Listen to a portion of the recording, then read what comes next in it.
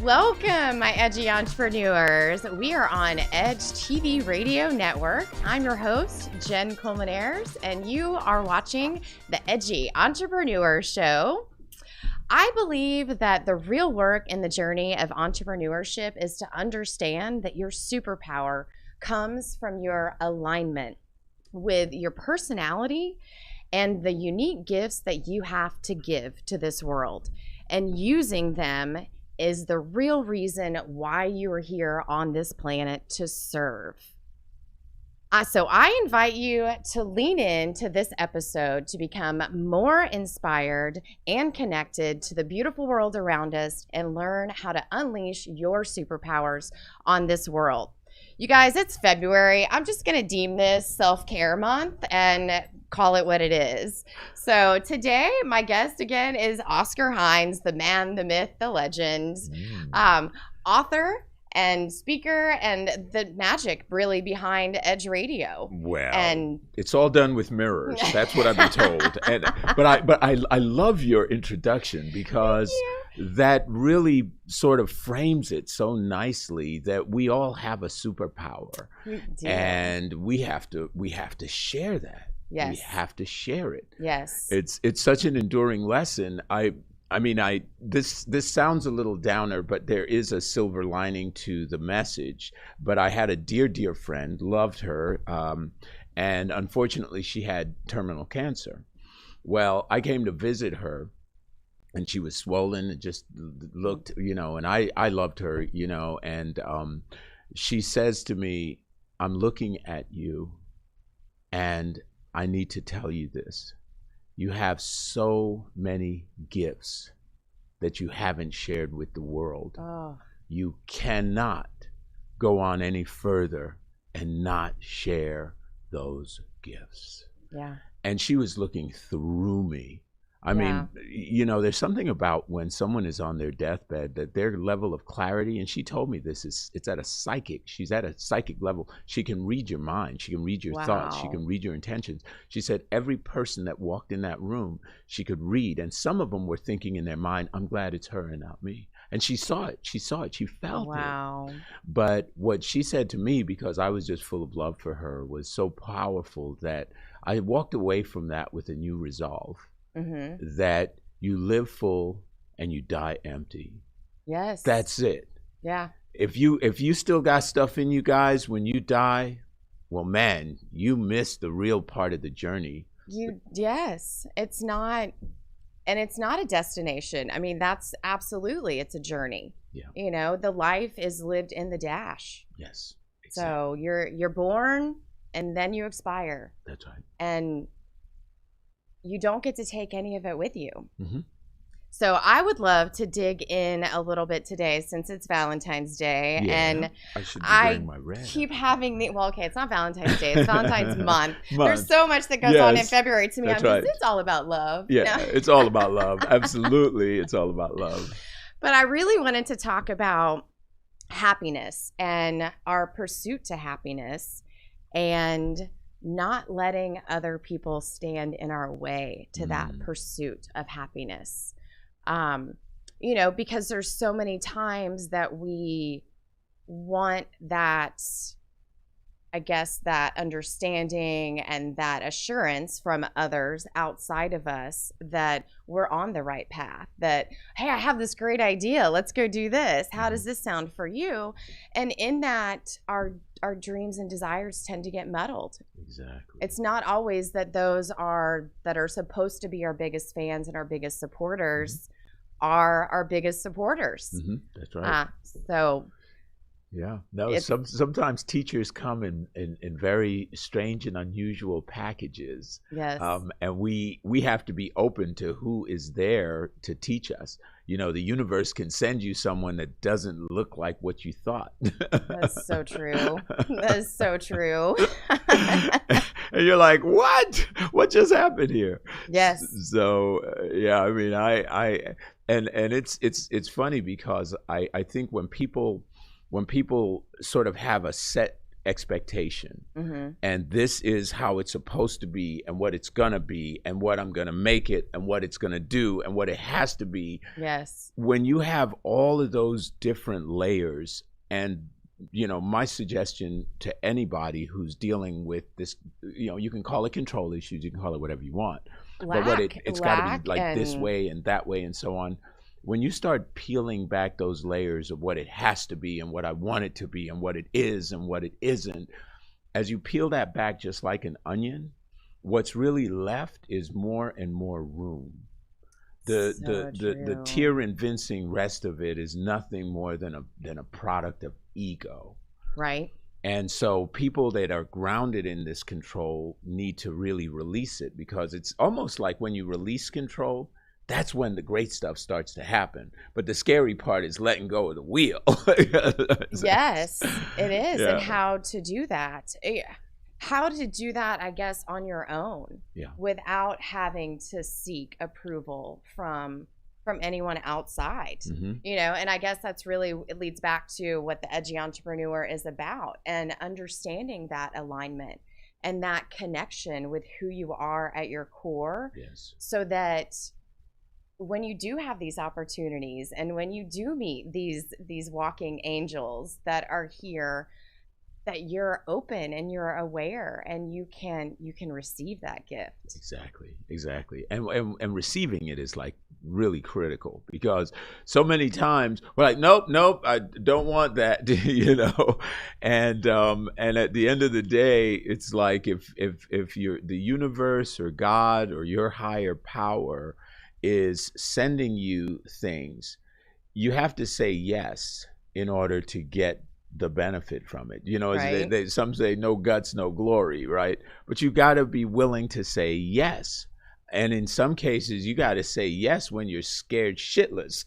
You still got to say yes. Just rip the Band-Aid, pull the ripcord, and go. Yes. Absolutely. Yes. Because at some level, and that's the thing about entrepreneurship, is that at some level, the reason that everybody isn't an entrepreneur is because it hurts.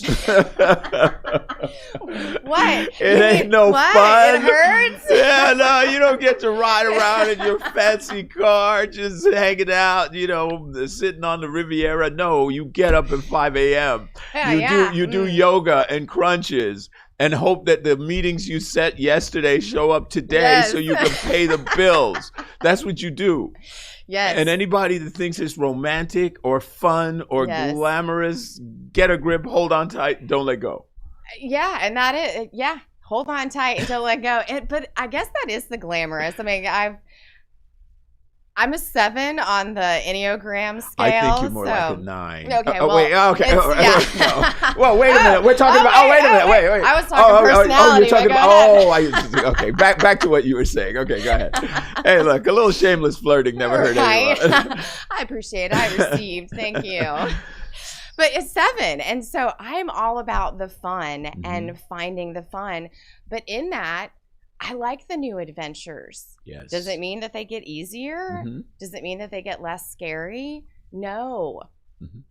And I guess I can equate it to like the roller coaster at the amusement park. I'm like, do you ever get used to standing in that line and feeling that pressure as you get closer and closer and closer for it being your turn to jump into that cart and be strapped in for this ride that you're fixing to tick, tick, tick, tick, tick up, and then just hang on and zoom. Yeah. And being prepared, though. I mean, that's the whole time you think about it. The whole time you're in that line, you're looking at the track that the cart's fixing to take. You're looking at that track that you're fixing, the route that you're fixing to take, and the twists and the turns, and you're visualizing that. you know, you're watching the people that are coming off, you're seeing how they've reacted to that, and you're taking that into account, and you're pep talking yourself. Yeah. I mean, you're building yourself up. That's you're right. telling yourself that you can do this and that you're amazing and you got this and you're not going to die and that those people made it. You can do it too. Yeah. Exactly. But that internal dialogue is so much more healthy than the one that we come here programmed with. Because the one we come here programmed with, unfortunately, is full of no's, right. And it's full of I'm not worthies, and I'm not smart enough. I'm not going to do this. I can't. Right. And if we let that dialogue overpower us, then it lulls us into inability. And what you're saying about this pep talk is so critical because, folks, you've got to be your number one fan. If you are not your number one fan, then something's wrong. Anytime I've ever, and I've had the privilege over the years in the radio space of meeting amazing people. Yes. And some of whom were rich, some of whom were very rich. In my paradigm, I had these great leather chairs in my office, and I used to say $1 billion worth of butts have sat down in those chairs. But one thing that was consistent amongst all those people is an inherent fundamental belief in their selves and their ability to get it done. Yes. And not even that belief, maybe. Like, it doesn't necessarily just start out with that belief.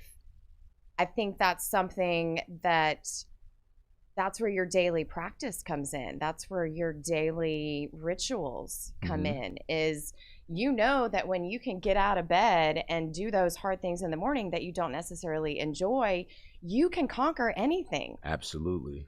I mean, that's really kind of where the magic is. Mm-hmm. I think people don't understand that is it. Like, that is the pursuit to your happiness. Your next level happiness is just on the other side of you doing those things that you don't want to do. Mm-hmm. Exactly. And they're painful. They're not fun, but they're necessary. And you see the benefits. You know, I got back in the gym. I started doing crunches. I got up. I was like, wait a minute. Ow. What was that? I was like, wait a minute. There. I do remember those. Exactly. This Pillsbury Doughboy thing's not going to work yet. No. So, but it hurts, and it's the metaphor for life. A lot of times we got to get up and apply the discipline. And once we get up and apply the discipline and we get to the other side of that discipline, you go through the pain, but then there's purpose behind it. There's energy behind it. There's your superpower. Yeah. Your self-sufficiency starts to resonate, you know, at that level. So I love that conversation. I mean, I think when you're talking about the pursuit of happiness, which is our topic today, you really, really have to frame how you stay happy when you're making the sacrifices and doing the stuff that ain't no fun. Right. You know, how do you stay happy? So, folks, we're gonna leave you with that question, and when we come back, let's dive a little bit deeper into this pursuit of happiness and how we stay happy through the journey. Yes, absolutely. So you're listening to Edge Radio. We'll be back in just a moment.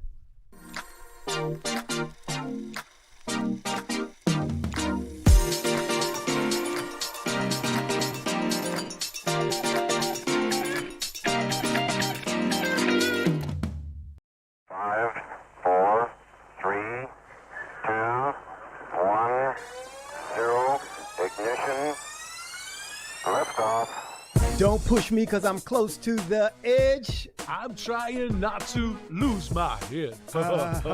Hey, this is the Talk About Unity show where I bring the talk. And I bring the unity. And together we talk about unity. Unity is what matters. Come on. And right now in our country, that's what we've got to do. So we do that here at Talk About Unity on the Edge Radio Network. Be with us every week. It's going to be awesome. It always is. And I tell you what, the more we seek first to understand, then be understood, we make progress. And we like to do that. And that's why everybody's on the brink. We love what we do at Edge Radio because everybody's on the edge. We bring them back from the edge and we bring the unity. So we're just glad to Edge Radio Network every Tuesday morning, 10 a.m. Talk About Unity, because here at Edge Radio Network, truth still matters.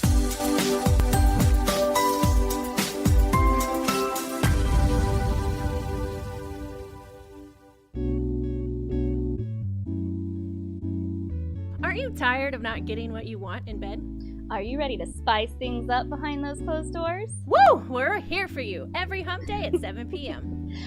This is Sex on the Edge with Jen and Hen. I'm Jennifer Reeves. And I'm Hendrik Scott, and we are professional licensed sex therapists. So remember to watch us Wednesday at 7 p.m. on Edge Radio TV, just in time for sexy time.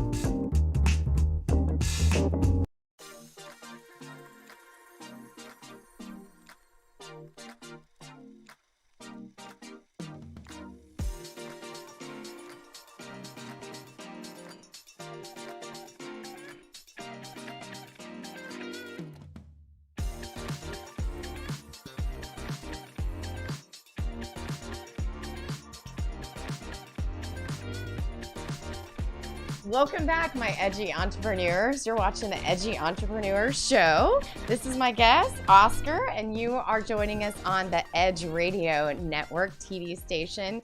We are talking about our personal pursuits to happiness and not letting others stand in our way of that, and really what it looks like, what that journey looks like. Yes, I think a great place to really delve in as an individual is to define what happiness really means. It's interesting that you have that, because I do have the definitions right here in front of me, because I was curious. Yeah, how absolutely appropriate that is. Right? So how do we define this thing, this elusive thing? So it's interesting because there's such a broad spectrum on what is happiness. So the experts are defining happiness as the subjective well-being. So the subjective well-being is simply asking people, and this is how they figured this out, is they simply asked people how satisfied they feel with their lives, how much positivity and negativity emotions they're experiencing. Okay. So that is the definition of happiness. My definition, I would say, is the experience. It's the experience of that feeling of the joy and the contentment and the positivity, well-being, combined with the sense that my life is connected to something bigger.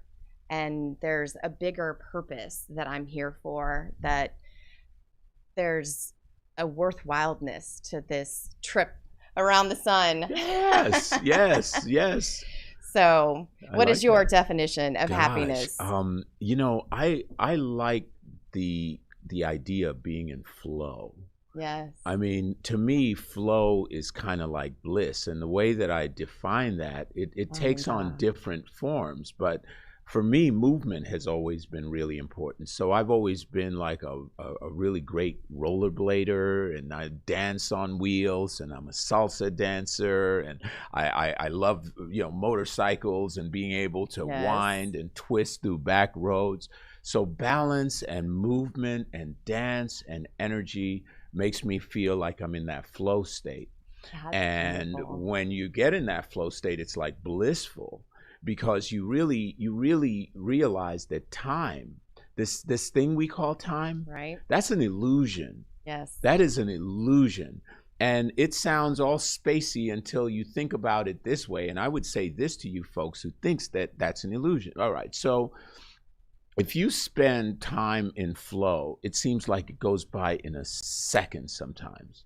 Other times, it seems like it's just going on and on and on, and you lose perspective of time. Yes. Whenever time escapes you and you're in that flow, you're in a genuine place of happiness in those moments. And so for me, that's how I define it. I love the idea of movement and flow and connectivity. Laughter is also really like those moments where you're just laughing hysterically, especially with somebody you care about, and you see how it shifts their entire mood and their mindset. Oh my gosh, that's happiness. Yes. That's happiness. That is. I'm like, and we had family night last night, and we played Jenga. This was the longest game of Jenga that I have ever played, y'all. But it was so fun. I mean, we're at the table. We start out at the table, and then as the tower starts going up, we all start backing up because we didn't want our energy even. Oh. But they were laughing at me. They're like, okay, mom's got the chi. It's mom's chi. She's going to move the bricks. And I did not tumble it, just so you know. It was not me. You did do it. But it was just that happiness, that joyous, that being around people that you love, doing something that is fun and enjoyable. Yes. I think sometimes self-care gets so commercialized that we look at it, oh, self-care, you know, I got to get my nails done. It's self-care. I do self-care. I get my nails done. I get my hair done. I do this. I do that. But that's really not what self-care, I mean, that is a part of it, because it does make you feel good when you do those things for yourself and when you take time out of your day to put yourself first. But ultimately, that's what it is, taking time out of your day to put yourself first. Exactly. That is self-care at the ultimate. You know, that really is where you learn to tap into your superpower and to get in the flow. Yes. And see, the thing too is because we all have different gifts, different superpowers, we have to align ourselves to get into the mindset to be able to offer that gift. You know, I know when I was a single parent with young children, raising them was taxing, and by myself for the most part. And I know whenever I had a chance to go have adult time and to be able to not think about and worry about, you know, what kids are doing right now, I came back and I was actually adult. Yeah, like I don't have to make peanut butter sandwiches right now. Like, what a concept! I'm not wearing peanut butter. That's right, exactly. And but so for me, when I got that, I realized I came back to being a parent, and I was stronger, better, wittier, more patient, more loving, everything. Yes. And so that became a necessity. And I told my ex, listen, this notion that you can just see him when you want, how you want, that's ended now. Right. You know, first, third, and fifth. Yeah. Or else. Right. You know, but that was a game changer, because then I was able to start balancing my life again. Yes. And I think when you look at your endeavor as an entrepreneur, you have to have a work-life balance to some degree. Doesn't mean that you're not putting pedal to the metal and steel to the wheel when it comes to driving your business. Right. But you also have to take that self-care time that you're talking about. Absolutely. Because if you don't, you start to suffocate, and you don't want to suffocate. You need to keep giving yourself enough oxygen so you can get to the next thing and the next thing and the next thing until you get to the other side. And then one day you'll look back and you'll go, wow, I just traveled through that mucky mire and I just took a shower. And then you look back and go, I really thought that was so hard. And you look back and you're like, man, now I see that huge blessing that really was, that hardship, that moment, that, you know, bottom, can't drag myself up, you know, doing everything that you can just to pick yourself up by the bootstraps and move forward that day. Those are the days that you look back and you're like, man, I get it. Thank you. Yes, exactly. Thank you for that. Exactly. If you really can push to what I would call the more evolved state, When you're in those moments, you're saying thank you. Yes. When you're there, yes, and the crap is coming from every direction, and you're still going, thank you, thank yes. you, thank you. Yeah. You know, I was talking to someone just yesterday. They said, what, and you know, they're from a different country, so I use unusual analogies sometimes. What happens when your feet are dangling right at the edge?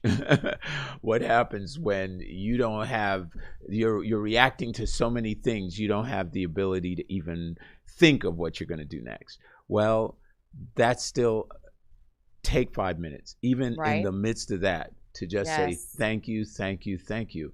The fact that you're still alive, and that's what I tell people, the fact that you're still a living, breathing, carbon-based life form means that you have the ability to go on, to push through, and to get to the next thing. Yes. Because it's not going to be easy. It's never going to be easy, but still. And I hope, it sounds like we're being very pessimistic here. But, no, I don't think so at all. Yeah. No, but it's a tinge of realism here. It is. And I think, what is Oprah? She was given a speech and she talks about her transition when she really started to make this kind of money. You know, she still had that mentality of, I want people to like me. I want people to like me. So I'm gonna buy pizza for the class, or I'm gonna do this, or I'm gonna do that. And she really had to get to the point that self-care was her priority. Yes. And I love what she says about self-care, and her journey there was that she was afraid that in that journey to self-love, that people would think that she was selfish. And she's okay with that, because the selfish part is that she's filling her cup so that she can overflow onto this world. Exactly. So the more that she is self-loving and self-caring and knowing her value and her self-worth, the more she is pouring into this world. Exactly. I mean, and that's really the realization. When you say no to things, you're saying yes to yourself, and having that balance, and not over committing or overextending ourselves as well, because there's so many rabbit holes and bunny trails and all these things that are landmines, I mean, all around us. And it's so easy to fall into one of those shiny objects, boom, and then all of a sudden now we're limping back to where we were before, because we got all diverted on some stuff that didn't matter. Yes. So I think like one of the poignant moments when you bring up Oprah that I remember, she was talking about when she got, she wanted to get in the color purple. Yes. She wanted to get the Harpo, that character. Yes. And she said that when she didn't get it, she didn't hear from them. She was overweight. She was off on some retreat somewhere in the middle of somewhere in middle America. She's on some fat farm, literally, like literally a fat farm. And she's running around the track, and it's raining, and she's all frustrated. And then she's breathing, crying, and her phone rings. And Steven Spielberg saying, "You got the part." And she was like blown away by that, because what she finally learned was that in order to get the thing she wanted most, she had to let go of the attachment to that thing. Yes. And that was hard for her, because she wanted it, and she was already a millionaire. She was already, but she was still playing a small game. Yeah. And after The Color Purple, she opened up Harpo Productions. She started to build towards her network, and the rest is history. Yeah. So sometimes letting go is just as important as focusing on what you want, just wanting it, and then letting go with the intentionality that it's already yours. So that's it. And that's the hard part, is really understanding what you want and going after it, but not being attached to the outcome. Yeah. That's hard. That's yeah. That's hard. a day. That's a minute by minute practice. Oh, yeah. Sometimes. I mean, really, you kind of have to even break it down that small at moments. It is because it's a truth that bites its own tail. It's a paradox. It doesn't make sense to a logical mind to say, okay, this is my deepest wish. So we were having a conversation about singleness with a few people, and some of the folks were like, oh, I want this, I know the exact man I want, or I know the exact woman I want, and I don't know why I can't get them. I don't know why they can't come to me. I don't know what's going on. And I'm like, well, let's have a conversation here. Yeah, maybe it starts with this idea that, okay, you get clear on what you want, and then you let go of the outcome. Yes. And then next thing you know, you're in the cottage cheese section, and someone says, "Can you pass the one with chives?" Yes, absolutely. I love chives. Let's have dinner. So on that note, we will be back after this short break, and we'll continue on just the pursuit of what your next level happiness looks like and really how to find that.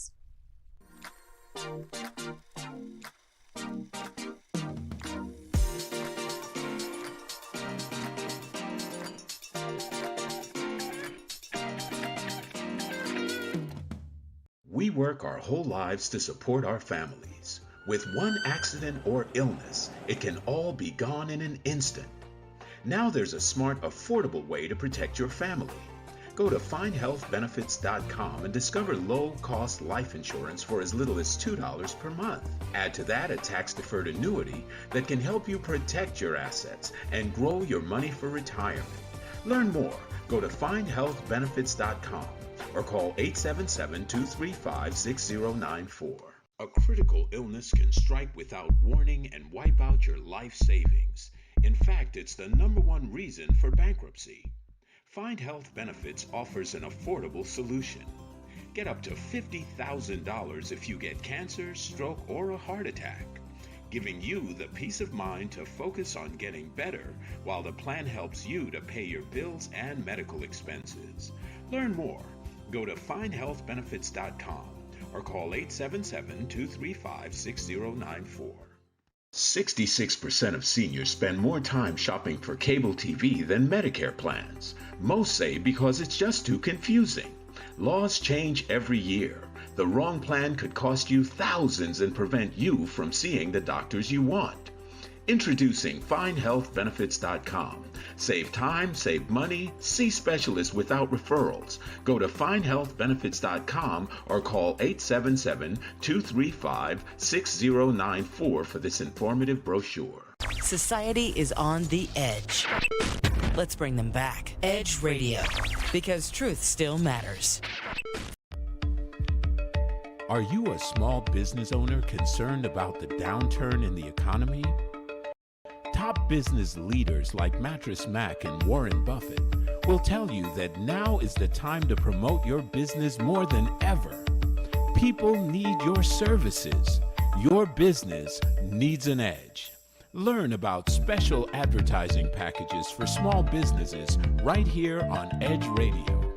Find out more, give us a call at 281-744-0446. That's 281-744-0446. Edge, because truth still matters.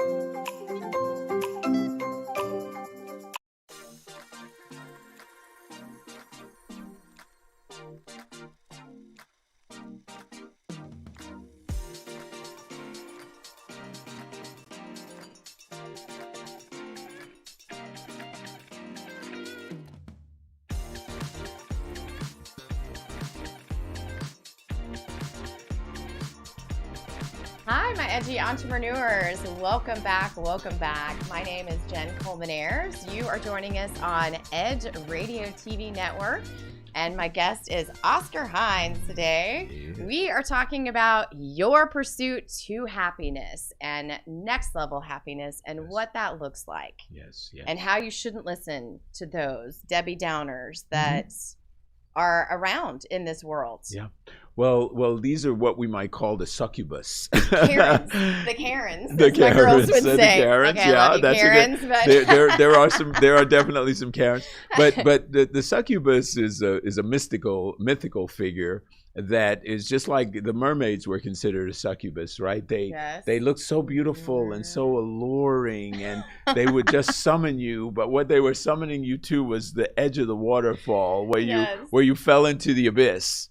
And so many people that see your pursuit as an entrepreneur, that sees your dream and sees your idea, you've got to decide if you have a synergistic relationship or a parasitic relationship.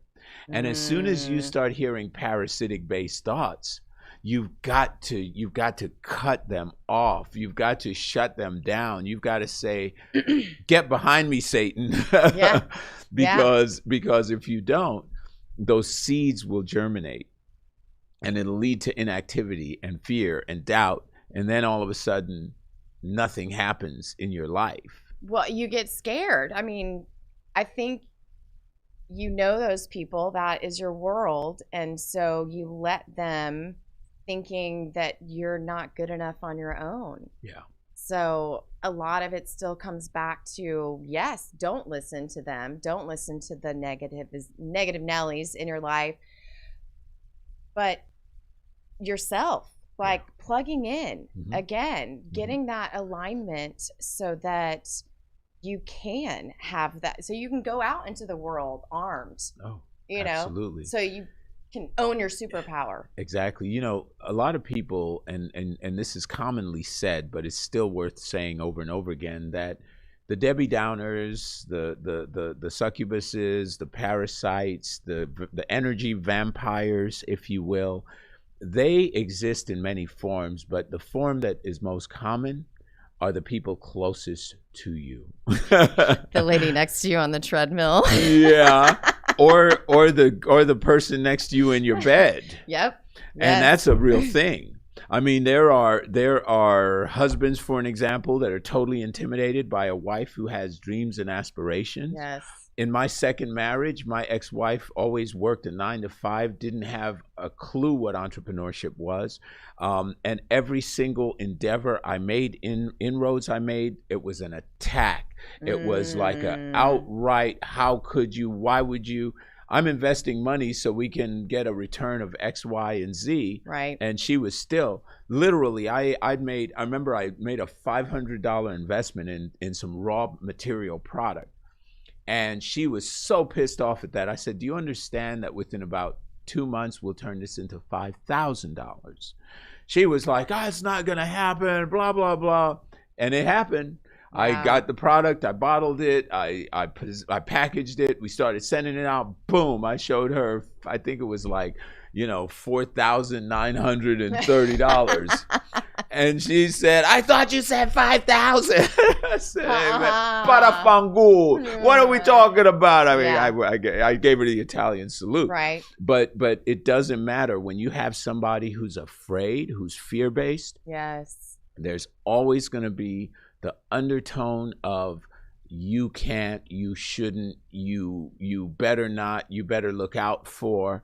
Yeah. And all those things, as well-meaning as they are, you've got to put those behind you and put blinders on to what you want. Otherwise, you'll never get there. Right. And I think that even ties back into a lack. Like you've got to just believe. You've got to believe in yourself and just do it. The lack mentality it's going to kill you. Yeah. I mean, it's going to strangle your happiness. Exactly. And keep you from taking any actions.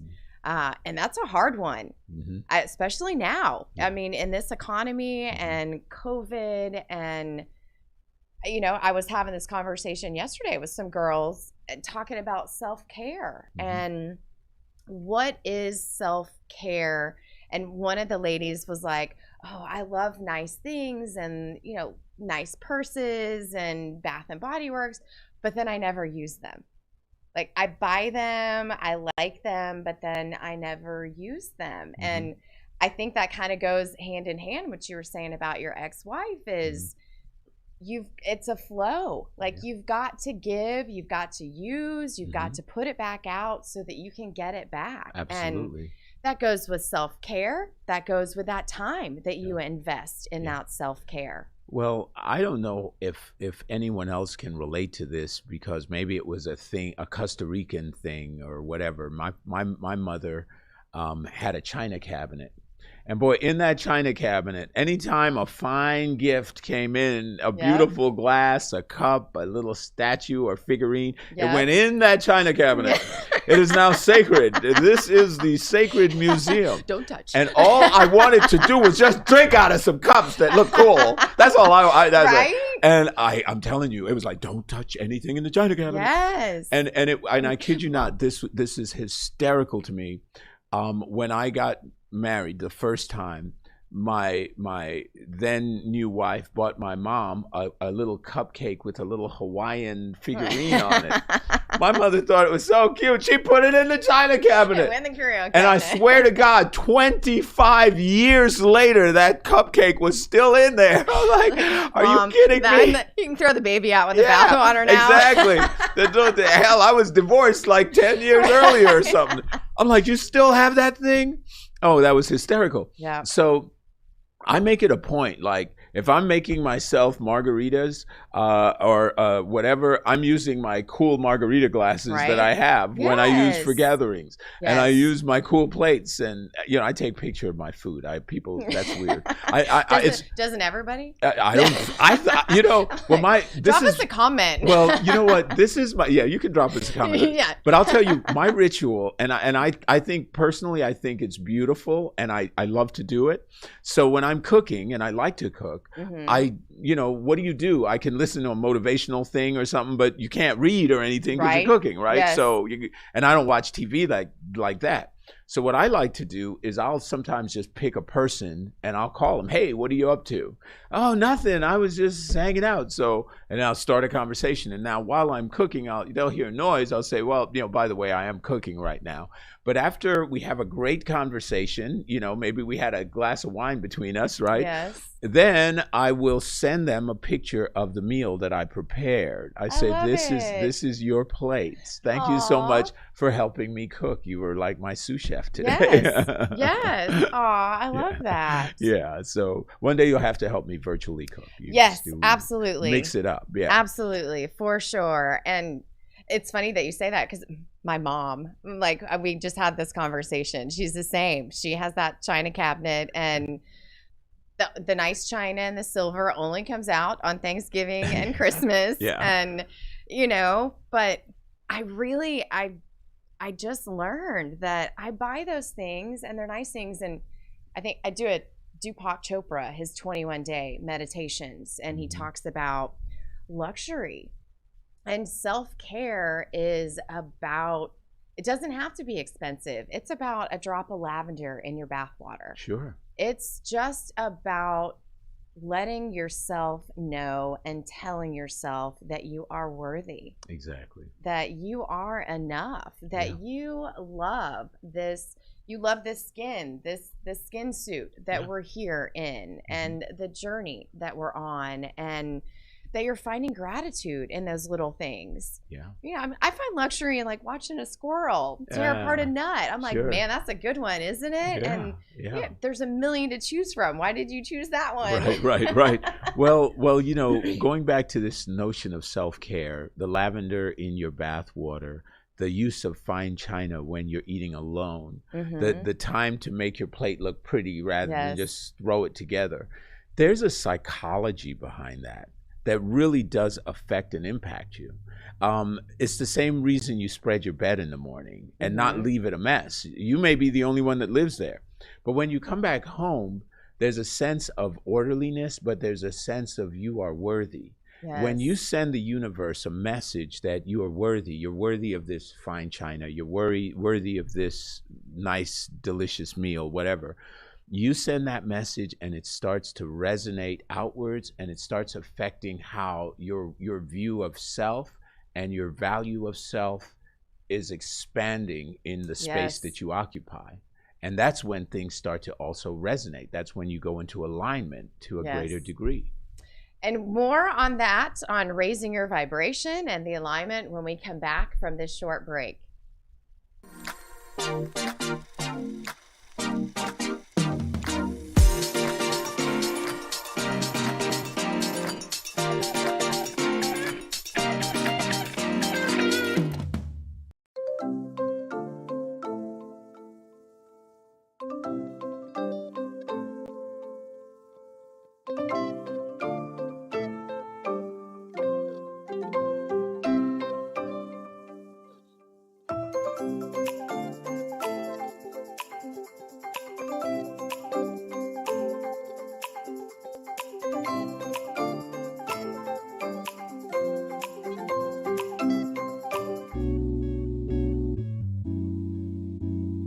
Aren't you tired of not getting what you want in bed? Are you ready to spice things up behind those closed doors? Woo! We're here for you every hump day at 7 p.m.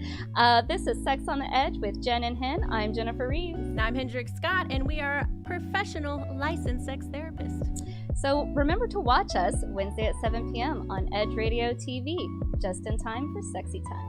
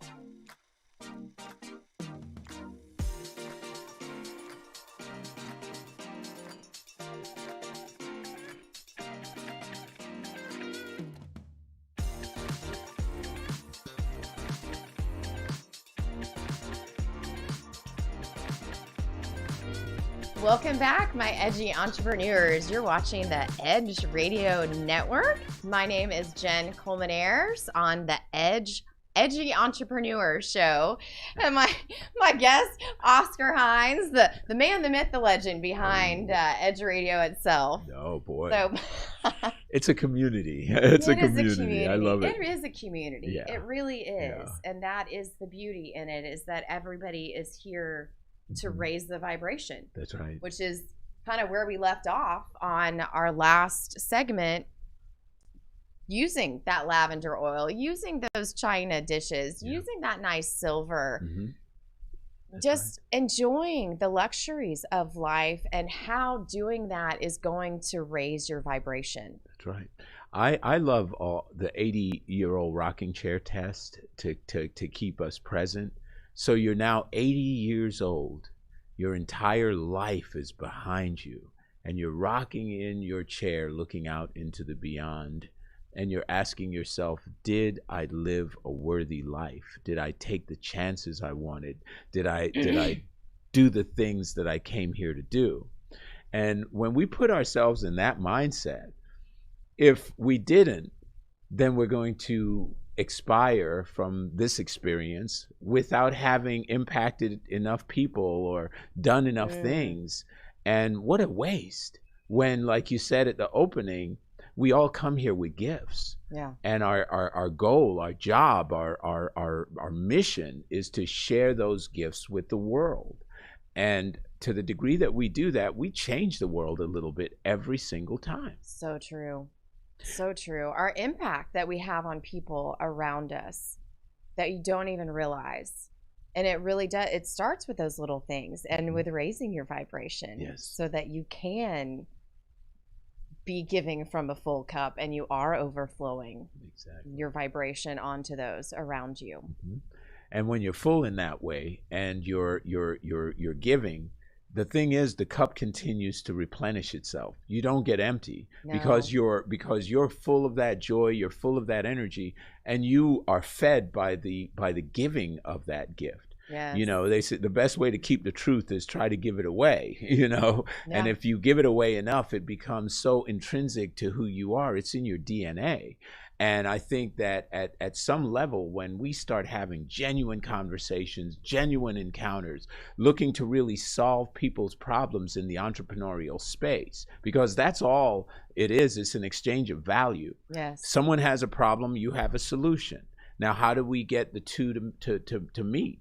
And that's the exchange of value. You get money for the problem you solve for your client, customer, patient, whomever.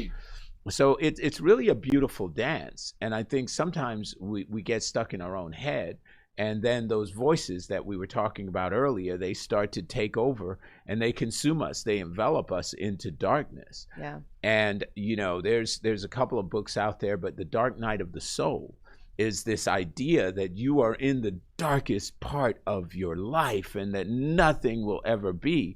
But remember that old phrase, it's always darkest before the dawn? Yes. I know as a born again insomniac, I sleep when my body finally shuts down, but I guess and I know it sounds, I don't really need as much sleep as other people because I function pretty highly without it. Right. But that notwithstanding, you get up at around 5 a.m. maybe at 4:30. It is really pitch black. Yeah. It's darker than it was at midnight. Yeah.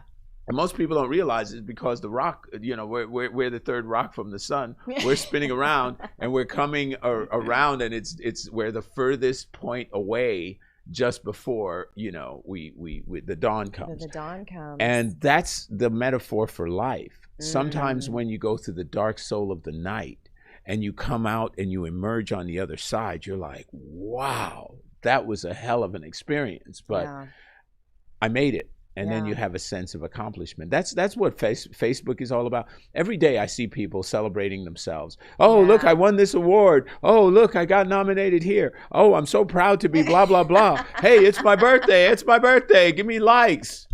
It's a little pathetic.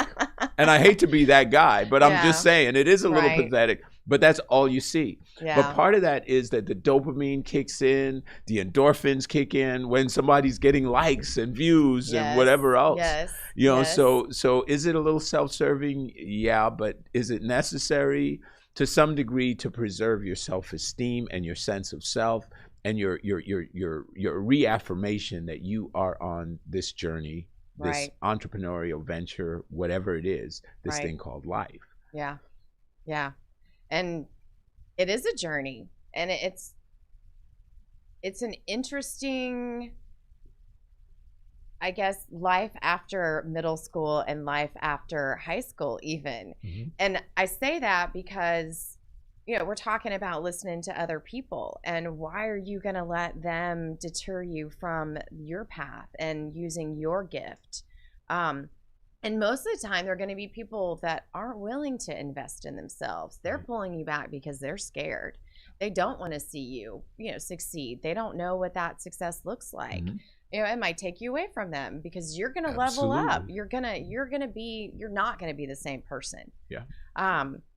But you can. I mean, I think some of us get so insecure at that thought that I can't get better because I don't want to leave these people behind. One, cut them loose, man. Yeah. I mean, if they're dragging you down, cut them loose. But here's another thing that I don't think that people realize is that your superpower in owning that journey that you're on is you're going to raise and bring those people up around you. Absolutely. And that is really what's so powerful. And that's why it is such a hard journey, because you're going to be lonely. It's going to be you and the top of the mountain for a ways until you really embrace who you are and own that future self that you're becoming and find your tribe. That's right. That's absolutely right. You know, in the book, As a Man Thinketh, there's a clever little line. It's a very short, quick read. It's one I think everybody should have. You can get it online. It's free. As a Man Thinketh. I'll put it in the comments below. Yes, yes. Well, they say that and they say a man, but woman, obviously. I'll own it. I'm not tough. Yeah, yeah, absolutely. So as a man grows, he starts to move through a rapid series of vicissitudes, and he removes old jackets and old coverings and reveals the divine self that lies just beneath the surface.